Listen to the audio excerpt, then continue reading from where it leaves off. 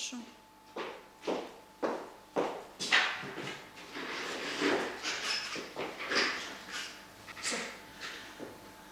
Нянин Хейрар, Геметлу, район Глияр. 11 февраля чина больница отмечает Всемирный день больного.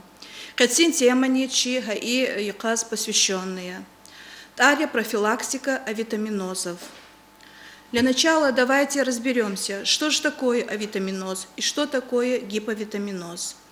Авитаминоз – это полное отсутствие какого-либо витамина в организме.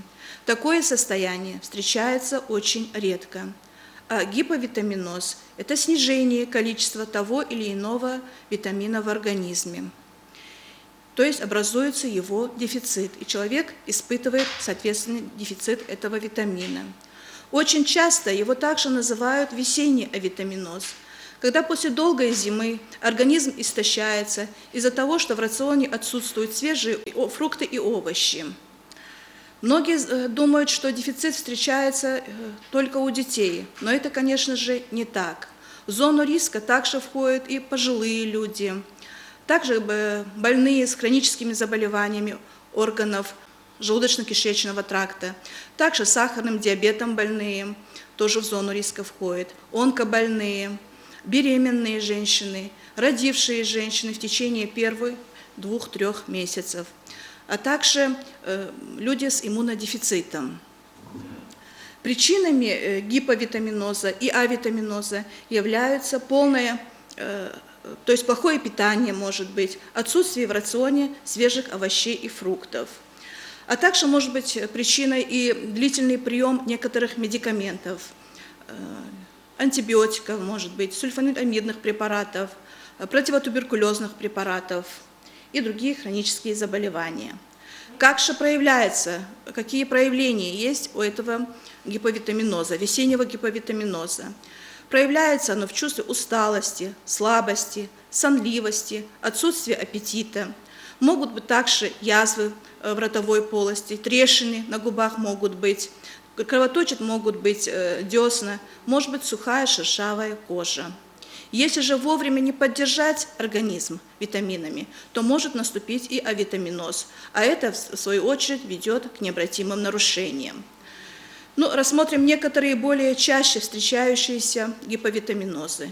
Как мы знаем, витамин А отвечает за зрение, и его, соответственно, дефицит этого витамина может ухудшить наше зрение, особенно в ночное время. Витамины группы В отвечают за кроветворение, отвечают за нервную, центральную и периферическую нервную систему. Соответственно, дефицит этих витаминов могут поражать нашу нервную систему, снизить гемоглобин и, соответственно, приводить к тем или иным нарушениям. Может быть недостаток витамина С, что приводит к кровоточивости десен. Всем известно недостаток витамина D у детей, который вызывает рахит. Но какие же меры профилактики гиповитаминозов?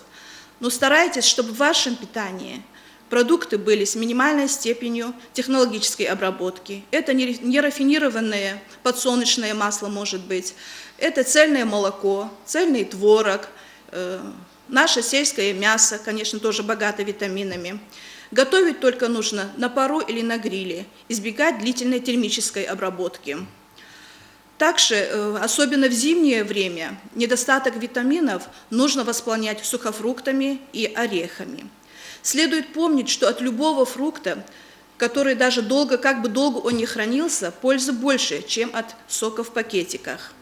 Любителям домашних заготовок порекомендовала бы квашение овощей, так как маринады, уксус нарушают витамины в маринованных овощах. Немаловажную роль также играет и здоровый образ жизни, отказ от курения, отказ от алкоголя и часто побывать на свежем воздухе. Но если, конечно, все эти советы не помогли исчезновению этих симптомов гиповитаминоза, то уже следует сдавать анализ крови на количественное содержание витаминов. И тогда только врач может определить, какие витамины вам могут назначаться. Комплексные витамины есть, где содержится целый комплекс витаминов и минеральных веществ. И только врач может определить их дозировку, способы ведения и длительность лечения. Спасибо вам за внимание и будьте здоровы.